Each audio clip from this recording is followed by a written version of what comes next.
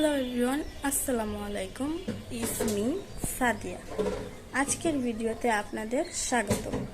আজকের ভিডিওতে আপনারা দেখতে পারবেন যে আমি সারাদিন কি করি, মানে সারাদিন না, দুপুর টাইমে আমি কি করি বা কি রান্না করলাম আজকে। তো যারা যারা আমার ভিডিওতে নতুন তারা অবশ্যই আমার ভিডিওতে সাবস্ক্রাইব করে দিবেন। তো চলুন দেখা যাক আজকে কি রান্না করি বা আজকে কি করলাম সারাদিন, আমার মেয়ে কি শয়তানি করে। তো চলুন।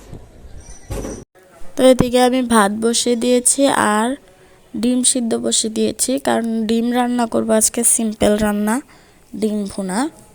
তো আপনারা দেখুন, দেখুন আমার কুটুটা কি করে। আমার মেয়ে মানে এত দুষ্টামি করে, ওরে দেখেন আপনারা, মিশিংয়ের তলে যে কি শয়তানি করে। হ্যাঁ, এরকম যদি করে বাচ্চারা কাজের সময় তো কেমন লাগে। কিন্তু আমার খারাপ লাগে না, কারণ আমার মেয়ে দুষ্টামি করলেও আমার কাছে আমি অনেক কোনো সময় মারিনি। এখানে দেখুন আমি ডিম ভুনা করব, তো তাই জন্য পেঁয়াজ কাটতেছিলাম। পেঁয়াজ কাটলে যার মনে করেন কি চোখে পানি না আসবে, তারও চোখের পানি চলে আসবে। পেঁয়াজ হচ্ছে এরকম একটা জিনিস, মানে পেঁয়াজের কাটতে নিলে আপনার যে কানবে না সেও কানবে। কিন্তু আমি তো পেঁয়াজ কাটতে পারি না, তাই ভিডিও করবো দেখে তাই জন্য পেঁয়াজ কাটতেছিলাম। আমি আমার আম্মুকে দিয়েই কাটাই পেঁয়াজ, আমি কাটি না। তাই ভিডিওটা করব, তাই ভাবতেছি একটু পেঁয়াজ কাটি।